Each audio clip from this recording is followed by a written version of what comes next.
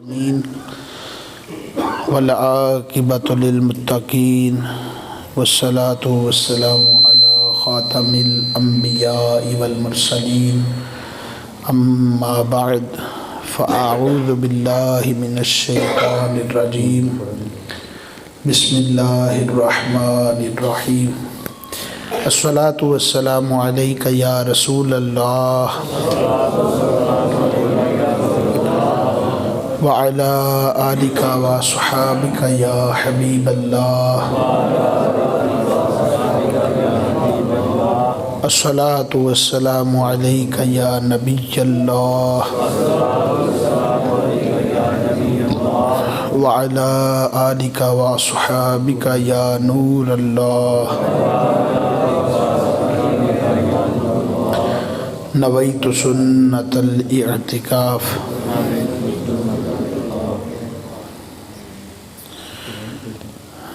جب بھی مسجد میں داخل ہو تو مسجد میں داخل ہونے والی دعا کے ساتھ ساتھ نفلی اعتکاف کی نیت بھی فرما لیا کریں۔ جب تک مسجد میں بیٹھے رہیں گے انشاءاللہ الکریم نفلی اعتکاف کا ثواب بھی ملتا رہے گا۔ دوسرا شرعی مسئلہ یہ ہے کہ مسجد میں کھانا پینا سونا وغیرہ یہ شرعاً جائز نہیں ہے، لیکن اگر نفلی اعتکاف کی نیت کر لیں گے تو کھانا پینا اور سونا بھی جائز ہو جائے گا۔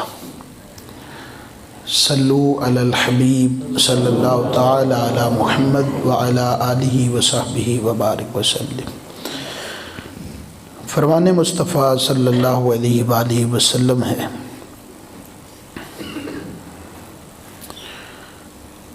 جب جمعرات کا دن آتا ہے اللہ عز و جل فرشتوں کو بھیجتا ہے جن کے پاس چاندی کے کاغذ اور سونے کے قلم ہوتے ہیں۔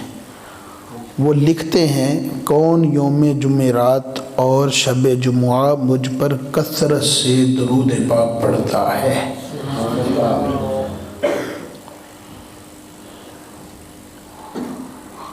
صلو علی الحبیب صلی اللہ تعالی علی محمد وعلی آلہ وصحبہ وبارک وسلم۔ اللہ تعالیٰ ہمیں کثرت سے درود پاک پڑھنے کی توفیق عطا فرمائے۔ علماء فرماتے ہیں جو بندہ روزانہ کم از کم 313 مرتبہ درود پاک پڑھتا ہے اللہ تعالیٰ اسے کثرت سے درود پاک پڑھنے والوں میں شمار فرمائے گا۔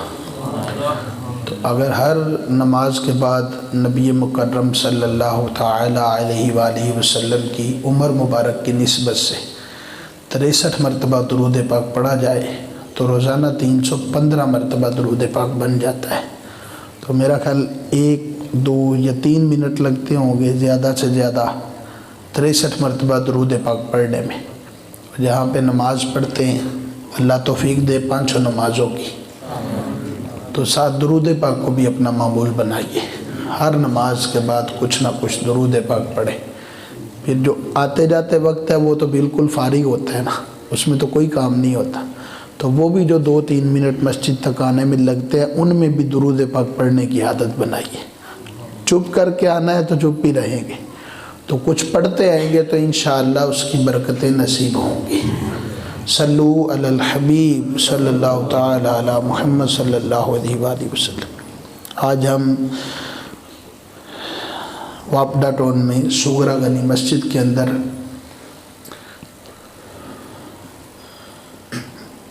محفل 11ویں شریف پہ حاضر ہیں۔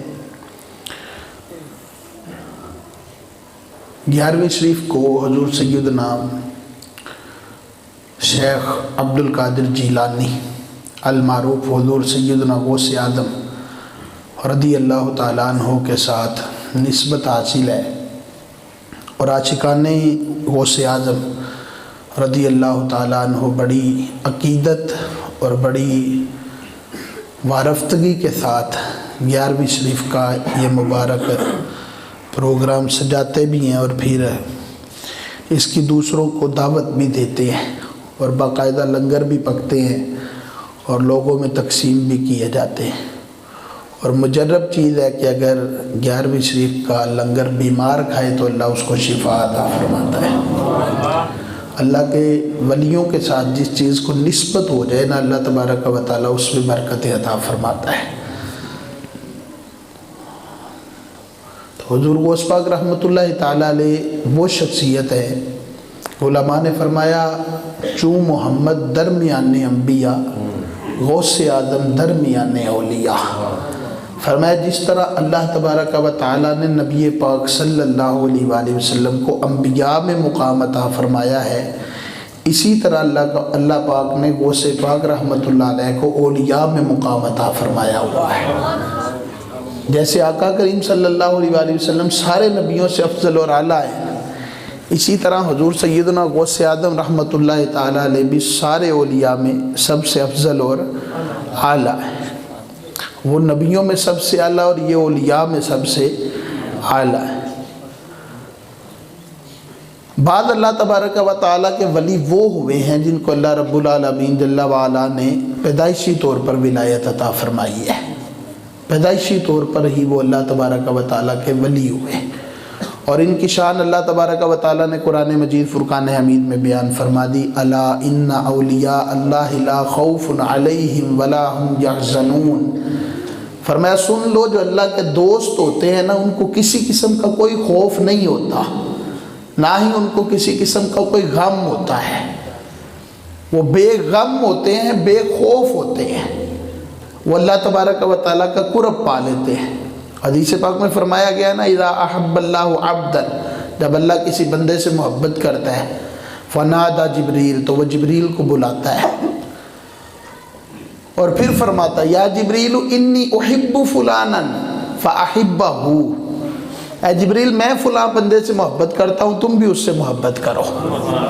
حالانکہ وہ چاہے تو علیحدہ سے فرشتے پیدا کر دیتا جو اس سے محبت کرتے، لیکن نوریوں کا جو سردار ہے اللہ تبارک و تعالیٰ اس کی ڈیوٹی لگا رہا ہے کہ میرے بندے کے ساتھ محبت تم بھی کرو، میں بھی کر رہا ہوں۔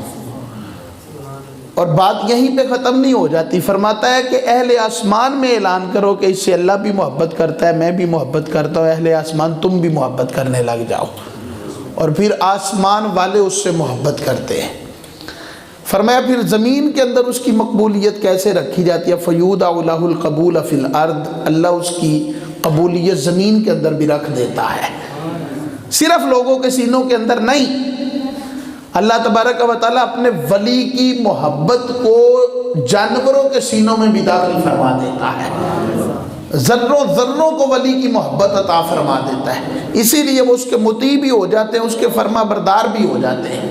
حضرت امام زین العابدین رضی اللہ تعالیٰ عنہ لوگوں کو بتا رہے تھے کہ اللہ کا ولی کس کو کہتے ہیں، اور آپ بات کرتے کرتے ایک شیر کی تصویر بنی تھی، فرمایا اللہ کا ولی اس کو کہے نا کہ زندہ ہو جا، شیر بن جا۔ ابھی آپ نے اتنا جملہ بولا تو وہ واقعی شیر بن کے کھڑا ہو گیا۔ آپ نے فرمایا میں لوگوں کو سمجھا رہا ہوں کہ اللہ کے ولی کا مقام کیا، میں نے تجھے شیر بننے کا نہیں کہا تھا۔ یہ اللہ تبارک و تعالیٰ کے اولیاء کی شان ہے کہ جب ان کی زبان سے کچھ نکلتا ہے تو پھر اللہ تبارک و تعالیٰ ویسے ہی فرما دیتا ہے۔ فرمایا اس کی محبت کو اللہ تبارک و تعالیٰ زمین میں قبولیت عطا فرماتا ہے، اور بندہ زمین والوں کے دل میں گھر کر لیتا ہے۔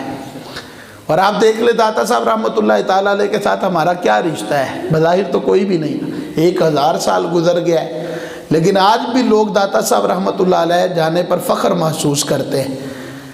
خواجہ صاحب رحمۃ اللہ تعالیٰ علیہ کے دربار پہ شاید ہی کوئی گیا ہو، حضرت خواجہ معین الدین چشتی رحمۃ اللہ علیہ کے دربار پہ، حضرت مجدد پاک رحمۃ اللہ علیہ کے دربار پر، لیکن محبت ان کی موجود ہے، پیار ان کا موجود ہے، اور یہ پیار اور یہ محبت یہ خود بخود نہیں پیدا ہوئی۔ فرمایا فَيُودَعُ لَهُ الْقَبُولَ فِي الْأَرْضِ، یہ محبت اللہ نے مومنین کے سینے میں خود پیدا فرما دی ہے، مومنین کے سینے کے اندر یہ چیز موجود ہے کہ محبت پیدا ہو جاتی ہے اللہ تبارک و تعالیٰ کے ولی کے ساتھ۔ اور حضور غوث پاک رحمۃ اللہ تعالیٰ علیہ کی ولایت تو اس طرح مشہور ہے کہ جیسے سورج سب کو نظر آتا ہے، اس طرح حضور سیدنا شیخ عبدالحق محدث دہلوی رحمۃ اللہ علیہ فرماتے ہیں کہ حضور غوث پاک رحمۃ اللہ تعالیٰ علیہ کی کرامتیں اتنی زیادہ ہیں، اتنی زیادہ ہیں، فرمایا اگر تسبیح توڑ دی جائے اور اس کے دانے جیسے گرتے ہیں نا، فرمایا اس طرح اللہ کریم نے حضور غوث پاک رحمۃ اللہ علیہ کو کرامات سے نوازا ہوا تھا، ایسے کرامات کا ظہور ہوتا تھا۔ آپ کی والدہ خود فرماتی ہیں کہ جب حضور غوث پاک رحمۃ اللہ تعالیٰ علیہ میرے شکم اقدس میں تشریف لے آئے تو فرمایا جب کبھی مجھے چھینک آتی تھی میں الحمدللہ کہتی تھی تو حضور غوث پاک رحمۃ اللہ تعالیٰ علیہ میرے شکم کے اندر مجھے یرحمک اللہ کہہ کے جواب ارشاد فرما دیتے تھے۔ فرما دیا حضور غوث پاک رحمۃ اللہ تعالیٰ علیہ آئے تو مجھے مزید برکتیں نصیب ہوئی۔ حضور غوث پاک رحمۃ اللہ تعالیٰ علیہ کی پیدائش ہوئی۔ آپ کی والدہ فرماتی ہیں کہ میں نے ان کے ہونٹوں کو ہلتے ہوئے دیکھا، اور جب میں نے قریب کر کے سنا نا تو حضور غوث پاک رحمۃ اللہ تعالیٰ علیہ اللہ تبارک و تعالیٰ کا ذکر فرما رہے تھے۔ پیدا ہوتے ہی اللہ تبارک و تعالیٰ نے ولایت عطا فرما دی۔ حضرت ابو بکر بن حوار رحمۃ اللہ تعالیٰ علیہ یہ حضور غوث پاک رحمۃ اللہ تعالیٰ علیہ کی پیدائش سے تھوڑا عرصہ پہلے کے اولیاء میں سے، آپ فرماتے تھے قریب بغداد کے اندر ایک بچہ پیدا ہوگا جو اللہ تبارک و تعالیٰ کا مادرزاد ولی ہوگا، پیدا ہوتے ہی اللہ کا ولی ہوگا۔ فرمایا اللہ اس کو یہ شان عطا کرے گا کہ پھر وہ ایک دن اعلان کرے گا قدمی ہادی علی رقبتی کل ولی اللہ تعالی، کہ میرا یہ قدم جو ہے نا یہ اللہ کے ہر ولی کی گردن پر ہے، اور تمام اولیاء اس بات پر فخر محسوس کریں گے کہ ان کی گردنوں کے اوپر اللہ کریم نے اس کا قدم رکھا ہوا ہے۔ اتنی شان والا وہ ہوگا، اتنے مقام والا ہوگا۔ حضور غوث پاک رحمۃ اللہ تعالیٰ علیہ کی ولادت باسعادت کم و بیش آپ کی والدہ کی اس وقت 60 سال عمر تھی جب آپ کی ولادت باسعادت ہوئی، اور اس عمر میں عمومی طور پہ اولاد نہیں ہوتی، لیکن سیدنا غوث اعظم رحمۃ اللہ تعالیٰ علیہ کی بھی یہ بھی ایک کرامت ہے کہ آپ 60 سال کی عمر میں والدہ ہو چکی تھی اور تب آپ دنیا میں تشریف لائے ہیں۔ اور حضور غوث پاک رحمۃ اللہ تعالیٰ علیہ جب تھوڑے سے بڑے ہوئے نا تو آپ فرماتے ہیں میں باہر کھیلنے کے لیے گیا، 15-20 سال پہلے چلے جائیں نا تو چھوٹے چھوٹے بچے کھیلتے تھے، آج چونکہ ماڈرن زمانہ ہے اس طرح کا ماحول نہیں ملتا، لیکن 15-20 سال 25 سال پہلے چلے جائیں نا تو چھوٹے چھوٹے محلوں کے اندر جو بچے ہوتے تھے نا وہ کوئی گائے جا رہی ہوتی تھی تو اس کی پیچھے سے دم پکڑ لیتے تھے اور جھولے لیتے تھے ساتھ ساتھ اور بڑے خوش ہوتے تھے۔ حضور غوث پاک رحمۃ اللہ تعالیٰ علیہ فرماتے ہیں کہ میں باہر نکلا تو ایک گائے جا رہی تھی، میں نے اس کی دم پکڑ لی اور میں بھی اسی طرح جھولے لینے لگا تو اس نے پلٹ کے مجھے دیکھ کے کہا عبد القادر اللہ نے تجھے کھیلنے کے لیے نہیں اپنے دین کی خدمت کے لیے پیدا فرمایا ہے۔ وہ گائے بھی جانتی تھی کہ اللہ تبارک و تعالیٰ نے غوث پاک رحمۃ اللہ علیہ کو کیوں پیدا فرمایا، گائے کو بھی اللہ تبارک و تعالیٰ نے حضور غوث پاک رحمۃ اللہ تعالیٰ علیہ کی پہچان نصیب فرمائی۔ جب بندہ اللہ کا ولی ہو جاتا ہے تو پھر جانور بھی اس کا احترام کرتے ہیں۔ حضرت بشر حافی رحمۃ اللہ علیہ شراب پیا کرتے تھے لیکن جب توبہ کی ننگے پاؤں رہنے لگ گئے، ننگے پاؤں توبہ کی تھی اور ننگے پاؤں رہنے لگ گئے، اور پورے بغداد کے اندر کوئی جانور جو ہے وہ رستے میں گوبر نہیں کرتا تھا کہ یہاں اللہ تبارک و تعالیٰ کے ولی کا ننگے پاؤں گزر ہوگا، کہیں ہمارے گوبر پہ اللہ کے ولی کا پاؤں نہ آ جائے۔ اور پھر ایک دن ایک بندہ اپنے جانوروں کو لے کے جا رہا تھا تو اس کے جانوروں نے گوبر کر دی، وہ گھبرا گیا، اس نے کہا ہو نہ ہو آج بشر حافی کا انتقال ہو گیا ہے، اور جب پتہ کیا تو واقعی بشر حافی رحمۃ اللہ علیہ انتقال فرما چکے تھے۔ جانوروں کو بھی اللہ تبارک و تعالیٰ نے اتنا علم عطا فرمایا ہے۔ اللہ کا جو ولی ہوتا ہے نا اس کی پہچان رب العالمین جل وعلا کروا دیتا ہے۔ یہ تو انسان ہے کہ جو اڑ جاتا ہے اپنی بات کے اوپر، وہ کسی کی ولایت کو نہ مانے تو نہ مانے، لیکن اللہ تبارک و تعالیٰ بے سمجھ جانوروں کو بھی اپنے ولی کی ولایت کی پہچان عطا فرما دیتا ہے۔ حضور سیدنا غوث اعظم رحمۃ اللہ علیہ سے پوچھا گیا آپ کو کب پتہ چلا کہ آپ اللہ کے ولی ہیں؟ فرمایا 10 سال کی عمر میں مدرسے جاتا تھا تو غیب سے آواز آتی تھی جگہ کشادہ کرو اللہ کا ولی تشریف لا رہا ہے۔ مجھے تو اللہ تبارک و تعالیٰ نے یوں اپنی ولایت دکھائی ہے، میں تو ایسے اللہ تبارک و تعالیٰ کا ولی ہوا۔ اور جب آپ پہلے دن مدرسے میں گئے ہیں نا تو قاری صاحب نے کہا بیٹا پڑھو اعوذ باللہ من الشیطان الرجیم۔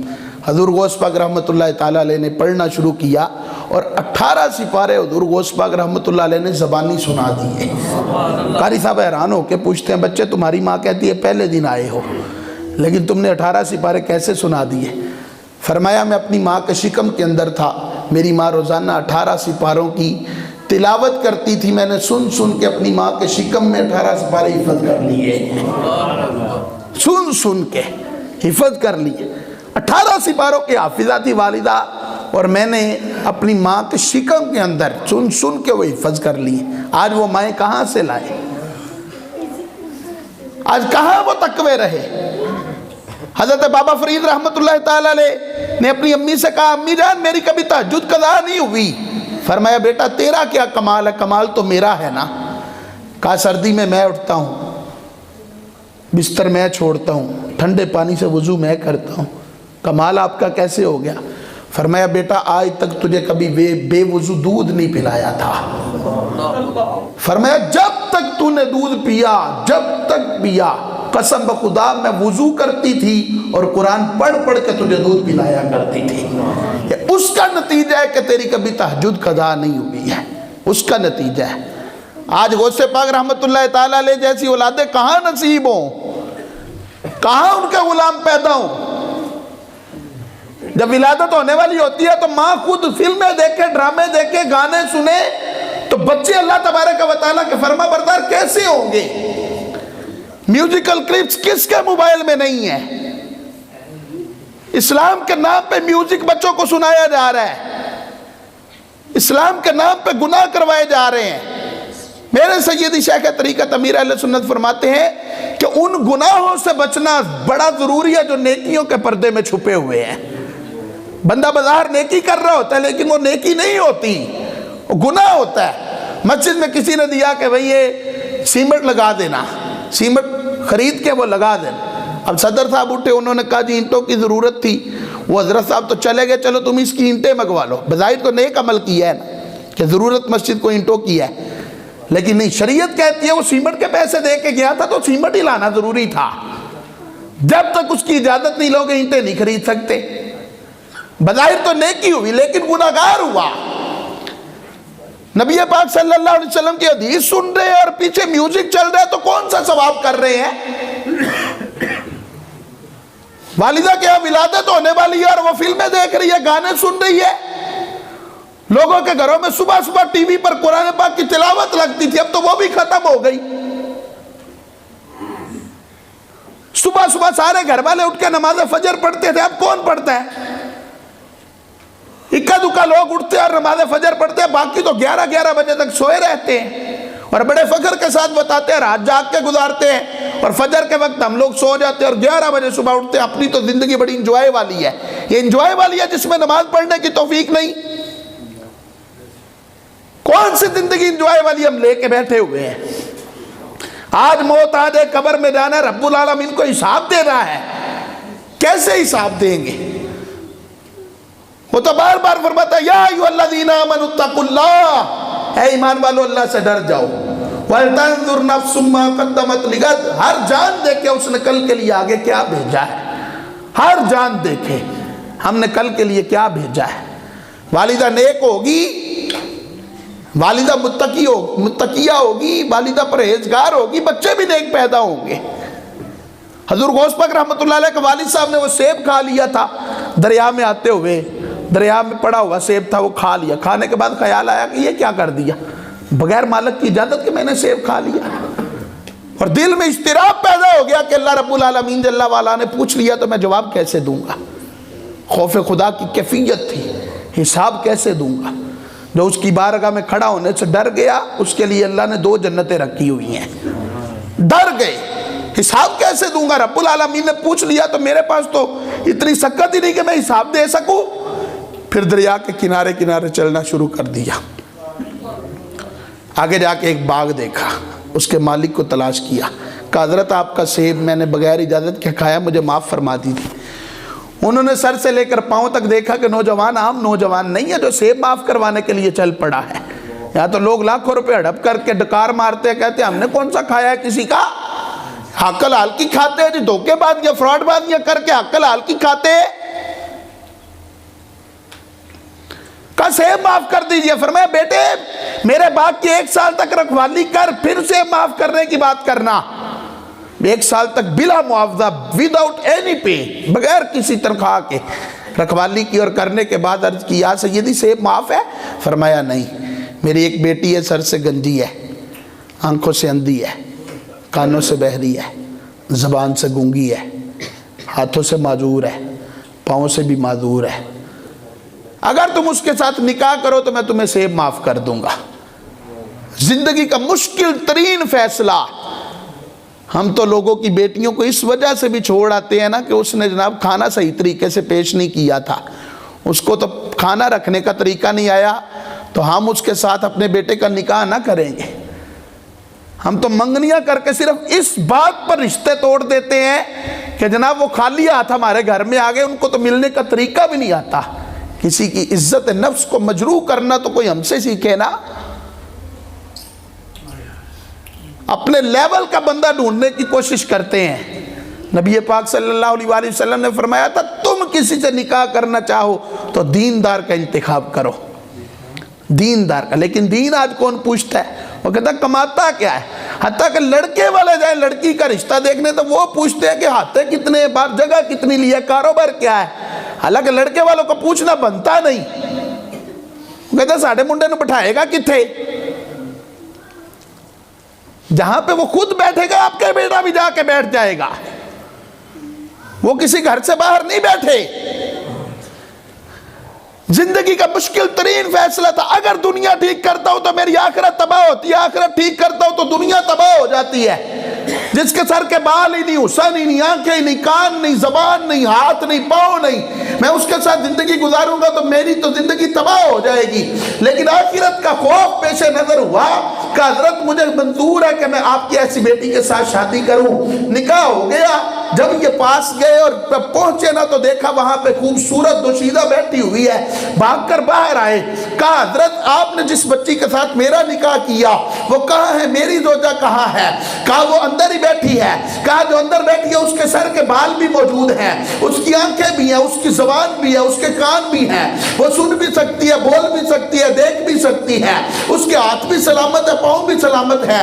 یا سیدی مجھے سمجھ نہیں آئی، آپ کہتے ہیں وہی زوجہ، حالانکہ آپ نے کہا تھا سر سے گنجی ہے، آنکھوں سے اندھی ہے، کانوں سے بہری ہے، وہ زبان سے گونگی ہے، ہاتھوں سے معذور ہے، پاؤں سے معذور ہے، لیکن عجیب بات ہے جو اندر بیٹھی ہے وہ تو ایسی نہیں ہے۔ فرمایا بیٹا میری بچی کے بالوں کو آج تک کسی غیر مرد نے نہیں دیکھا، ان معنی میں میری بچی سر سے گنجی ہے، میری بچی کے ہاتھ کبھی حرام کی طرف نہیں اٹھے، ان معنی میں میری بچی جو ہے وہ ہاتھوں سے معذور ہے، میری بچی کے پاؤں کبھی حرام کی طرف نہیں اٹھے، ان معنی میں میری بچی پاؤں سے معذور ہے، میری بچی کی زبان سے کبھی غیبت نہیں نکلی، کبھی حرام لفظ نہیں نکلا، کبھی گالی نہیں نکلی، کبھی جھوٹ نہیں نکلا، کبھی اللہ تبارک و تعالیٰ کی نافرمانی والی بات نہیں نکلی، ان معنی میں میری بچی زبان سے گونگی ہے، میری بچی نے کبھی آنکھوں سے حرام دیکھا نہیں، کبھی اللہ کی نافرمانی والی چیز دیکھی نہیں، ان معنی میں میری بچی آنکھوں سے اندھی ہے، میری بچی نے آج تک غیبت نہیں سنی، میری بچی نے آج تک چغلی نہیں سنی، میری بچی نے آج تک اللہ کی حرام کردہ کوئی چیز نہیں سنی ہے، ان معنی میں میری بچی جو ہے وہ کانوں سے بہری ہے۔ تو بیٹا میں نے اپنی یہ بچی تیرے نکاح میں دے دی، تو بڑا تقوی والا لگ رہا ہے، تو بڑا اللہ کا خوف رکھنے والا لگ رہا ہے۔ اور جب اتنے نیک اور پاک اور متقی اور پرہیزگار دو میاں بیوی مل جائے نا تو پھر اللہ تبارک و تعالیٰ ان کو بیٹا بھی وہ سے پاک جیسا عطا فرما دیتا ہے۔ بات تو صرف اتنی سی ہے نا کہ باپ کے اندر تقوی کتنا ہے، ماں کے اندر تقوی کتنا ہے، وہ اللہ تبارک و تعالیٰ سے ڈرتے کتنا ہے، خوف خدا سے روتے کتنا ہے۔ وہ ماں کہاں سے لائے جس کے سر کے بالوں کو آج تک کسی غیر مرد نے دیکھا نہ ہو؟ وہ باپ کہاں سے لائے جو سیب معاف کروانے کے لیے سفر کر کے چل پڑے؟ کہاں سے وہ تقوی والے لوگ لائیں؟ کہاں سے وہ معاشرہ تقوی والا آئے؟ کیسے خوف خدا پیدا ہوگا؟ کس طرح اللہ تبارک و تعالیٰ کی فرما برداریوں میں لگیں گے؟ کیسے مسجدیں بھریں گی؟ کس طرح لوگوں کے سینوں کے اندر رب العالمین جل والا کی خشیت بیٹھ جائے گی؟ کہاں سے وہ رونے والی آنکھیں لائے جو اللہ تبارک و تعالیٰ نے حضرت ابو بکر کو عطا فرمائی تھی، حضرت فاروق اعظم رضی اللہ تعالیٰ عنہ کو عطا فرمائی تھی۔ میرے سیدی اعلیٰ حضرت رحمت اللہ علیہ نے فرمایا جس نے کسی کے 3 پیسے بھی قرضہ دبا لیا نا 3 پیسے کسی کے مارے فرمایا قیامت والے دن 700 باجماعت نمازیں دے گا تو اس کی جان چھوٹے گی، ورنہ جان نہیں چھوٹے گی۔ 3 پیسے جس کے دبائے اور لوگ لاکھوں کھا جاتے ہیں، لاکھوں کھا جاتے ہیں۔ حضرت سیدنا فضیل بن عیاض رحمت اللہ تعالی علیہ آپ نماز پڑھا کرتے تھے راتوں کو۔ لوگ کہتے ہیں حضرت آپ ساری ساری رات نماز پڑھتے ہیں، پہلے بہت بڑے ڈاکو تھے اور جب توبہ کی تو ساری ساری رات عبادت کرتے تھے۔ لوگ کہتے ہیں حضرت آپ اتنی عبادت کیوں کرتے ہیں؟ فرمایا باپ کی عبادتوں کا اثر بچوں پر پڑتا ہے، اور میں اپنے لیے نہیں، میں اپنے بچوں کو نیک بنانے کے لیے اللہ کی عبادتیں کرتا رہتا ہوں، میرے بچے نیک بن جائیں۔ ہم نے نعرہ لگایا صرف ماں کی گود ہی پہلی درسگاہ ہے، باپ کا تو ہم نے کردار ہی نہ رکھا۔ جو باپ سنتوں کو ضائع کر دے، جو باپ نبی پاک علیہ السلام کا خیال نہ کرے، جب آپ روزانہ چہرے پہ بلیڈ مارے بغیر گھر سے نکلے گا، اس کا بچہ کیسے اللہ تبارک و تعالیٰ کا فرما بردار بنے گا؟ کیسے وہ نیک متقی پرہیزگار بنے گا؟ میرا بچہ جمعے والے دن مجھ سے پہلے تیار ہو کے بیٹھا ہوتا ہے کہ جمعہ پڑھنے جانا ہے۔ آخر کیوں؟ اس لیے کہ دیکھا ہے اس نے کہ میرے ابو مجھے جمعے کے لیے ساتھ لے کے جاتے ہیں، اور اگر اسی بچے کو صبح فجر کے وقت اٹھا کر اس کا ہاتھ پکڑ کے مسجد میں لائیں گے تو آپ سے پہلے آپ کا بچہ اٹھ کے نماز فجر کی تیاری کرے گا۔ اسکول کے لیے بھی تو اٹھاتے ہیں نا، نہ اٹھے مارتے بھی ہے نا، زبردستی بھی اٹھا لیتے ہیں نا، لیکن دین اسلام کے لیے ہمارے اندر وہ جذبہ کیوں نہیں پیدا ہو رہا؟ دین اسلام کو ہم نے پس سے پش ڈالا ہوا ہے۔ یہ ربیع الاول میں بیان کرتا رہا ہوں، میں ایک سوال چھوڑ کے آتا رہا ہوں ہر محفل کے اوپر۔ ہم سب کا یہ دعویٰ ہے نا ہم عاشق رسول ہے، سب کا دعویٰ ہے نا کہ ہم عاشق رسول ہے، کھانا سب کھاتے ہیں نا۔ آج تک کوئی بندہ ہاتھ کھڑا کر کے مجھے بتا دے کہ جناب میں کھانا روزانہ کھاتا ہوں اور میں نبی پاک صلی اللہ علیہ وآلہ وسلم کی محبت کی خاطر کسی عالم کے پاس گیا تھا اسپیشلی اس لیے کہ میں پوچھ کے آؤں کہ جس نبی سے میں محبت کرتا ہوں وہ کھانا کیسے کھاتے تھے؟ یہ سوال ہر محفل میں چھوڑ کے آیا ہوں۔ عشق ہے تو کھانا کھاتے ہوئے محبوب کیوں نہ یاد آیا؟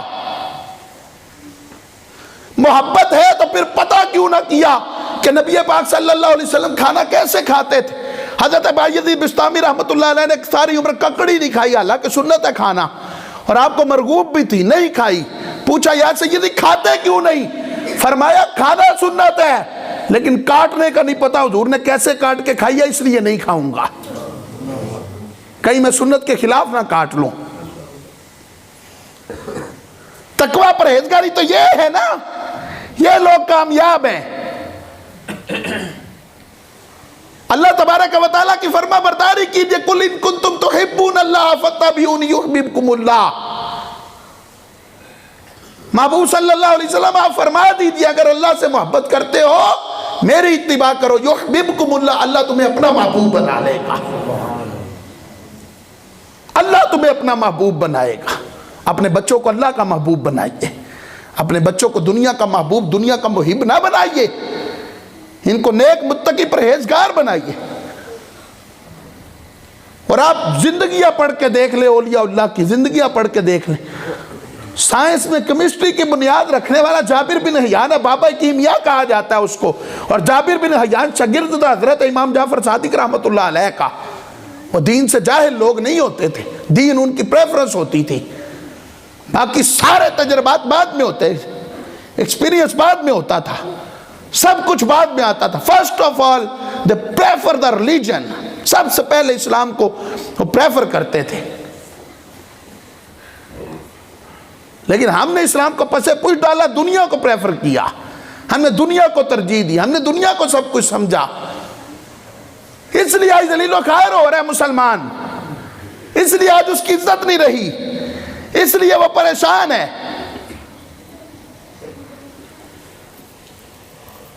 ہمیں ضرورت ہے کہ ہم اپنی زندگی کو قرآن و سنت کے مطابق گزاریں، اولیاء کی زندگی پڑھیں۔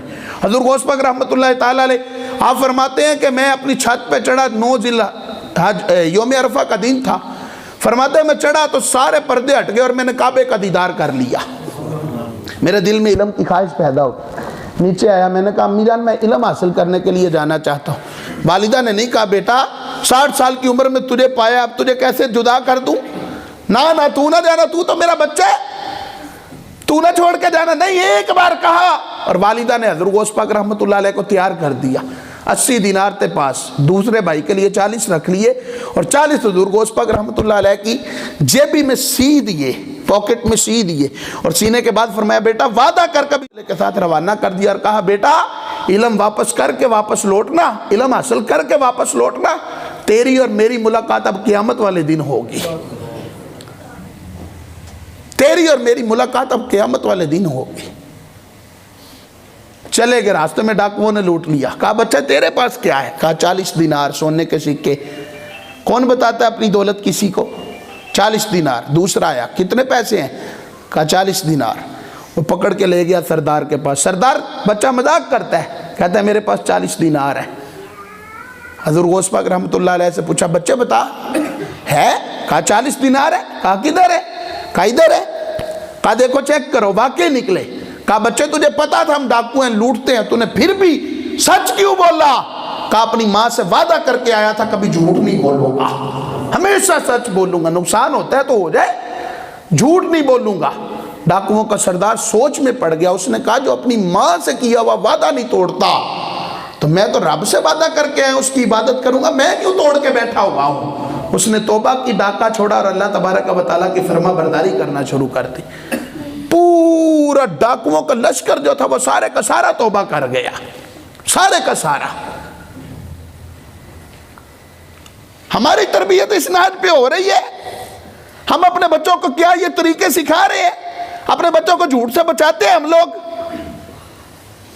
ہم تو اسپیشلی بچے کو کہتے ہیں بیٹا باہر جا کے کہہ دو کہ ابو گھر میں نہیں ہے، اور وہ باہر آ کے کہتا ہے پاپا کہہ رہے ہیں میں گھر میں نہیں ہوں۔ ہم اس کے سامنے فون پہ کہہ رہے ہوتے ہیں میں تو سٹی میں ہوں ہی نہیں، اور وہ بچہ دیکھ رہا ہوتا ہے کہ ابو تو سٹی میں موجود ہے، ابو ایسا کیوں کہہ رہے ہیں؟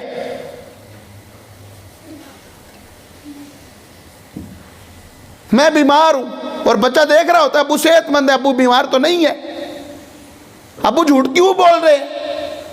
حالانکہ جھوٹ اتنی بڑی بیماری ہے کہ ایک بندہ حاضر ہوا، یا رسول اللہ صلی اللہ علیہ وسلم میں ایک گناہ چھوڑ سکتا ہوں، باقی مجھ سے نہیں چھوڑے جاتے، آپ بتائیے کون سا چھوڑوں؟ اس کو یہ تھا کہ شاید کوئی زنا شراب وغیرہ بڑے بڑے گناہ حضور نبی کریم صلی اللہ علیہ وسلم کہیں گے، فرمایا جھوٹ بولنا چھوڑ دو۔ اس نے کہا لو یہ کون سی مشکل بات ہے، جھوٹ بولنا تو آج چھوڑ دیں گے۔ اس نے چھوڑ دیا، پکا تھا نا، چھوڑ دیا۔ پھر کچھ دن کے بعد حاضر ہوا، یا رسول اللہ صلی اللہ علیہ وسلم میرے سارے گناہ چھوٹ گئے ہیں۔ کہا کیوں؟ کہا جب کوئی گناہ کرنے لگتا تھا تو دل میں خیال آتا تھا حضور نے پوچھ لیا تو جھوٹ نہیں بولا جائے گا، سچ بولا تو بڑی ذلت ہوگی، تو جھوٹ چھوڑنے کی برکت سے اللہ نے میرے سارے گناہ چھڑا دیے، سارے گناہ چھڑا دیے۔ وَكُونُوا مَعَ الصَّادِقِينَ، سچوں کے ساتھ ہو جاؤ، سچوں کے ساتھ ہو جاؤ۔ حضور غوث پاک رحمۃ اللہ تعالیٰ علیہ علم دین حاصل کرنے کے لیے نکل گئے، اتنی مشکلات آئی ہیں، اتنی مشکلات آئی ہیں، اتنی مشکلات آئی ہیں۔ آپ فرماتے ہیں کھانے کو میرے پاس پیسے نہیں ہوتے تھے، میں بھوکا رہتا تھا، کئی جگہ سے مجھے پتا چلتا یہاں سے لنگر مل رہے، میں وہاں پہ جاتا تو لوگ پہلے سے موجود ہوتے، میں اس لیے واپس لوٹ آتا کہ اگر میں نے روٹی کھائی تو ایک بندہ بھوکا رہ جائے گا، بھوکا رہ لیتا تھا، کسی کے حق پہ ڈاکہ نہیں مارتا تھا۔ فرماتے پتوں پہ میں گزارا کرتا رہا ہوں، پانی پینے کو نہیں ملتا تھا، جگہ بجگہ جاتا، درس حاصل کرتا، جہاں پہ پتہ چلتا فلاں عالم موجود ہے وہاں پہ زیارت بھی کرتا، اس سے حدیث پاک بھی سیکھتا۔ ہماری اولاد میں جو سب سے کمزور بچہ ہو نا وہ دین کے لیے چلا جاتا ہے، کہتا ہے بیٹا پڑھ لو، اگر نہ پڑھے تو تمہیں مدرسے میں ڈال دیں گے۔ مدرسے کا کتنا عجیب اور خوفناک تصور بچے کے ذہن میں دیا جاتا ہے، پڑھ لو ورنہ تمہیں مدرسے میں ڈال دیں گے۔ اب وہ بچہ کیسے قرآن سے محبت کرے گا جس کو ہم نے مدرسہ ایک خوفناک جگہ کے طور پہ بنا کر پیش کر دیا ہے کہ پڑھ لو ورنہ مدرسے میں ڈال دیں گے۔ حضرت امام زین العابدین رضی اللہ تعالیٰ نے فرماتے تھے علم کے پاس چل کے جایا جاتا ہے، علم گھر میں نہیں آتا، اور جب سے ہم نے علم کو گھر میں بلایا پھر تباہی و بربادی ہمارا مقدر بن گئی ہے۔ جب تک بچے مسجدوں میں جاتے تھے، مسجد آباد رہتی تھی، مسلمان بڑی سکھ کی زندگی گزار رہا تھا، اور جب سے ہم نے علم والے قاری صاحبان کو گھر میں بلانا شروع کیا نا، ہمارے بچے کو گھر میں آ کے پڑھاؤ، تب سے ذلت مسلمان کا مقدر بن گئی ہے۔ علم کے پاس چل کے جایا جاتا ہے، علم کو پاس نہیں بلایا جاتا۔ بزرگوں کی زندگیاں پڑھ کے دیکھ لے، بادشاہ وقت کہتا تھا میرے بچے کو دربار میں آ کے پڑھاؤ، تو وہ فرماتے تھے پڑھنا ہے تو شہزادہ ہمارے پاس آئے گا، ہم پڑھانے کے لیے نہ آئیں گے، اور جاتے تھے۔ خلیفہ ہارون الرشید کا بیٹا مامون الرشید، امین الرشید، دونوں جا کے پڑھاتے تھے۔ جمعہ پڑھنے خلیفہ ہارون الرشید جمعہ پڑھنے گئے نا، تو استادوں کے پیچھے جمعہ پڑھا، اور جمعہ پڑھ کے دیکھا کہ دونوں استادوں کا ایک ایک جوتا پکڑ کے لا رہے ہیں، وقت کے خلیفے کا کے بیٹے جو ہیں وہ اپنے استادوں کا ایک ایک جوتا پکڑ کے پہنا رہے ہیں۔ آ کے سوال کر دیا کہ آج کے دور میں عزت والا کون ہے؟ کہا آپ خلیفہ وقت ہیں؟ فرمایا نہیں، میرے بچوں کا استاد جس کے جوتے اٹھانے میں میرے بیٹے بھی فخر محسوس کر رہے ہیں، وہ عزت والا ہے۔ لیکن آج کل قرآن پڑھانے والے کو ہم نے کیا عزت دی؟ ہم تو اس کو قرآن پڑھانے کی بھی ہم جناب اس کے ساتھ طے کرتے ہیں کہ کیا کرنا ہے کیا کرنا ہے، اور کم سے کم کرنے کا سوچتے ہیں۔ اکیڈمی پڑھانے کے لیے مہنگی سے مہنگی اکیڈمی تلاش کرتے ہیں کہ جہاں پہ لیول اچھا ہو، جہاں پہ بچہ اچھی پروننسیشن اس کی ہو جائے، اچھا جناب بولنے والا بن جائے، اچھا پڑھے، اس کا میتھ اچھا ہو جائے، انگلش اچھی ہو جائے، کمپیوٹر اچھا ہو جائے، بائیو اچھی ہو جائے، اس کی کیمسٹری اچھی ہو جائے، اس کی فزکس اچھی ہو جائے، بھلے وہ 5,000 ماہانہ لے، 10,000 لے، 15,000 20,000 ہوم اکیڈمیز ہم نے رکھ کے جناب اپنے بچوں کو پڑھایا ہے نا، ہوم ٹیوشن کیا ہے نا، سب کچھ کیا ہے۔ لیکن قرآن پڑھانے کے لیے ہمیں 500 والا چاہیے، قرآن پڑھانے کے لیے 1,000 روپے والا بھی چلے گا، قرآن پڑھانے کے لیے جیسا مرضی پڑھا دو۔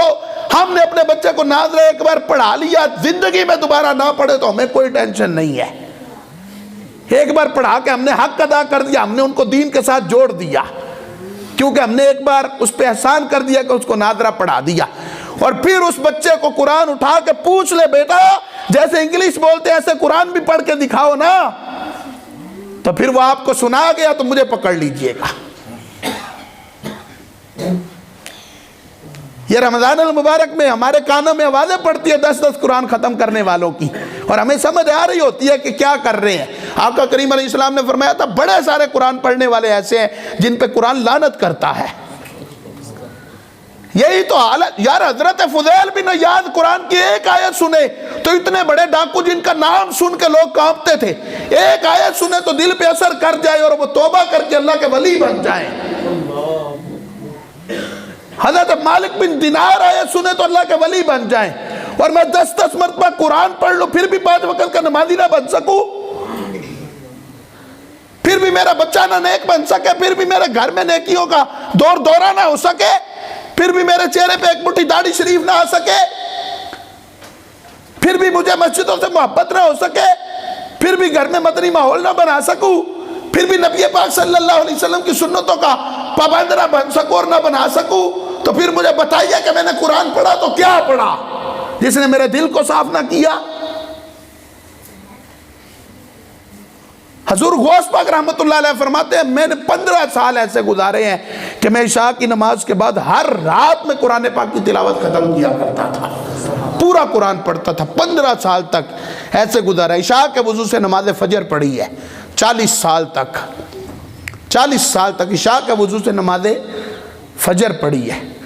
آپ فرماتے ہیں ایک دفعہ میں سیڑھی پہ چڑھنے لگا تو میرے نفس نے مجھے کہا چل آج رات آرام کر لے، اتنا تو مجھے ستاتا ہے، اتنا زیادہ تو مجھ سے عبادت کرواتا ہے، آج رات آرام کر لے۔ فرمایا میں نے دل میں خیال کیا کہ یہ تو نفس کا بہت بڑا دھوکہ ہے، یہ تو مجھے عبادتوں سے دور کرنا چاہتا ہے۔ فرمایا میرا ایک پاؤں اٹھا ہوا تھا اور ایک پاؤں سیڑھی کے اوپر تھا، میں نے دوسرا پاؤں سیڑھی کے دوسرے ڈنڈے پہ رکھنا گوارا نہیں کیا، اور وہیں پہ کھڑے کھڑے میں نے پورے قرآن پاک کی تلاوت کی تھی۔ ایسے وہ اپنے نفس کو سزا دیتے تھے، اس طرح وہ نیک بنتے تھے، اس طرح اللہ تبارک و تعالیٰ کی عبادتیں کرتے تھے۔ چلو ہم اس طرح نہیں کر سکتے، کم از کم 5 وقت کے نمازی تو بن سکتے ہیں نا، ہم سچ تو بول سکتے ہیں نا، ہم معاف تو کر سکتے ہیں نا کسی کو، ٹوٹی ہوئی رشتہ داریاں تو جوڑ سکتے ہیں نا، ہم اللہ تبارک و تعالیٰ کی فرما برداریاں تو کر سکتے ہیں نا، سچے پکے مومن تو بن سکتے ہیں نا، ہم صدقات و خیرات تو کر سکتے ہیں نا، ہم اپنی مسجدیں تو بھر سکتے ہیں نا، ہم ایک دوسرے کی عزت تو کر سکتے ہیں نا۔ ایک دوسرے کا احترام تو کر سکتے ہیں نا، اپنے بچوں کو علم دین سکھا سکتے ہیں نا، ان کو حافظ قرآن عالم دین بنا سکتے ہیں نا۔ آئیے پھر آج یہ نیت کیجئے کہ انشاءاللہ الکریم مجھے خود بھی نمازی بننا ہے، انشاءاللہ میں دوسروں کو بھی نمازی بنانے کی کوشش کروں گا۔ مجھے خود بھی علم سے محبت کرنی ہے، اپنے بچے کو بھی عالم دین بنانے کی کوشش کروں گا، حافظ قرآن بنائے، عالم دین بنائے، تاکہ اگر میں دنیا سے چلا بھی جاؤں تو میرا بچہ میرے لیے ذریعہ نجات بن جائے، خود میری نماز جنازہ پڑھائے، خود مجھے غسل دے، خود مجھے قبر میں اتارے۔ اس بندے کو خوش قسمتی کا عالم کیا ہوگا جس کے کفن دفن وغیرہ سارا انتظام اس کا اپنا سگا بیٹا کر رہا ہو۔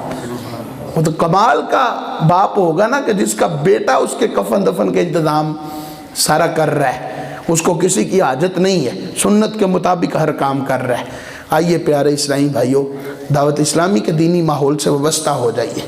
الحمدللہ دعوت اسلامی اولیاء کی محبت بھی سکھا رہی ہے اور ساتھ ساتھ اولیاء اللہ کے طریقے پہ چلنے کا ایک انداز بھی دے رہی ہے۔ ماحول کی بڑی برکتیں ہوتی ہیں۔ Man is known by his company he keeps. ایک آدمی جو ہے وہ اپنی صحبت کی وجہ سے پہچانا جاتا ہے۔ اچھے لوگوں کے پاس بیٹھیں گے تو اچھے بنیں گے، برے لوگوں کے پاس بیٹھیں گے تو برے بنیں گے۔ کاروباری بندے کے پاس بندہ بیٹھے نا تو کاروبار کی ہی باتیں کرتا ہے، کرکٹ والوں کے پاس بیٹھے تو کرکٹ کی ہی باتیں کرتا ہے۔ اگر نیک لوگوں کے پاس بیٹھیں گے تو کوئی نیکی کی بات ملے گی، کوئی تقوی کی بات ملے گی، کوئی پرہیزگاری کی بات ملے گی۔ آپ ماشاءاللہ ہر 2 ہفتے کے بعد یہ پیاری محفل سجا رہے ہیں۔ سغرا گنی مسجد کی انتظامیہ ماشاءاللہ مل کے یہ پیاری محفل سجاتی ہے، آپ سب آتے ہیں، اتنی ماشاءاللہ خوبصورت محفل ہے۔ تو اگر آپ یہ سارے نیت فرما لیں نا کہ انشاءاللہ محفلیں بھی سجانی ہیں لیکن ساتھ ساتھ انشاءاللہ نیکی کی دعوت بھی عام کرنی ہے انشاءاللہ، تو پھر دیکھیں انشاءاللہ کیسی بہاریں نصیب ہوتی ہیں۔ اللہ تبارک و تعالیٰ کی پاک اور بلند بارگاہ میں دعا ہے جو کچھ سنا اللہ اس پہ عمل کر کے دوسروں تک پہنچانے کی توفیق عطا فرمائے۔ آمین بجاہ النبی الامین صلی اللہ تعالیٰ علیہ وآلہ وسلم۔